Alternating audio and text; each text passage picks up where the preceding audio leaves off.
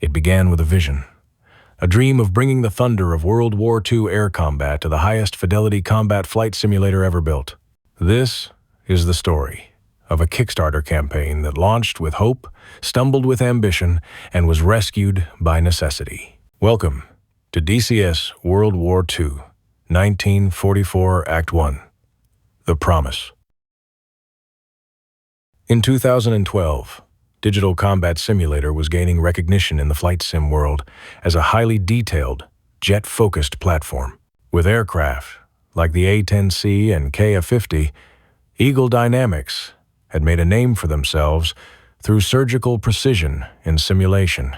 But for all its realism, DCS lacked one thing: the classic prop-driven dogfights of World War II, thought by many as the golden age of pure air combat.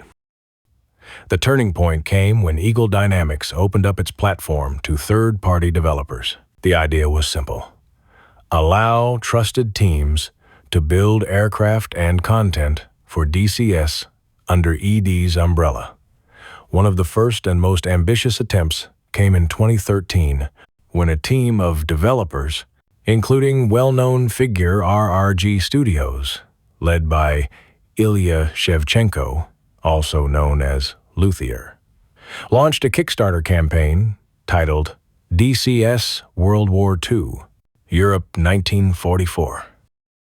Shevchenko had earned recognition through his work on Oleg Matik's IL-2 Sturmovik, one of the most beloved World War II sims of the early 2000s.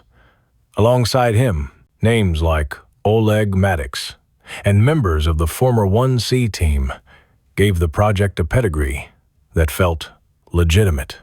Well, as I was driving home after dropping the kids off to school this morning, I realized that this is the most important video I'm yet to make.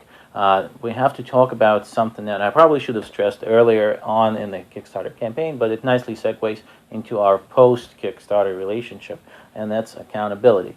If you read a lot of flight sim forums, many of the people not backing the project are asking the same question, and that's actually a sentiment shared by many of the backers as well. The question is, how do you guys know that we're going to deliver the project that we say we will deliver? Are we going to keep our promise? And the answer to that is a very confident yes. The reason why I'm saying it with such confidence is twofold.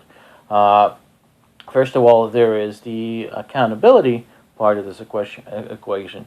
And secondly, the project that we're doing is very limited in scope, specifically to be easily deliverable. And I'm going to explain each one of those points in detail. First, let's talk about accountability.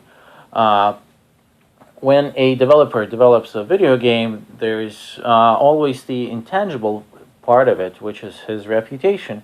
If you know anything about me, you will agree that my reputation is totally riding on the success of this project. I'm also working with a lot of my friends on this project, some of the people I've worked with and been friends with for over a decade. If we don't deliver on our promises, then they will lose their jobs as well. And I will feel personal responsibility for my friends being out of the job, which is something that is very important for me, something that I feel very strongly about. The 2013 Kickstarter description declared, quote, "We're bringing the iconic planes of 1944 to DCS, fully clickable, fully simulated, and with an immersive Normandy map. This isn't just a module. This is a theater," unquote. The Kickstarter was pitched as an all-in-one. 5 flyable aircraft, including the Spitfire Mark IX, BF-109K4, P-51D, Focke-Wulf 190D9, and P-47D, plus an AIB-17, a Normandy map, and a complete late war experience. It would be the first step in a new era for DCS, prop-driven, historic, and deeply immersive. The agreement between RRG Studios and Eagle Dynamics was described as a publishing partnership. RRG would develop the content. ED would provide the core engine and act as publisher. But crucially, ED was not managing the day-to-day. That responsibility along with the $158,000 raised by 2,300 backers, fell entirely on RRG Studios. ED's management at the time included Nicholas Gray and Matt Wagner, among others. Their stance was cautious optimism. RRG Studios had the experience, the vision was bold, but the risks were real. A statement from ED read, quote, "We support the project and will assist where possible, but the development responsibility remains with RRG Studios," unquote. As the pledges rolled in, hopes soared. But beneath the surface, there were concerns. The scope was vast. The team was relatively small, and the communication between ED and RRG Studios, while cooperative, lacked firm oversight. The stage was set.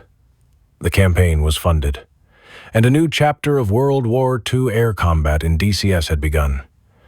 But would the promise be fulfilled, or would ambition exceed ability and resources? Next, Act 2, titled The Adventure Begins.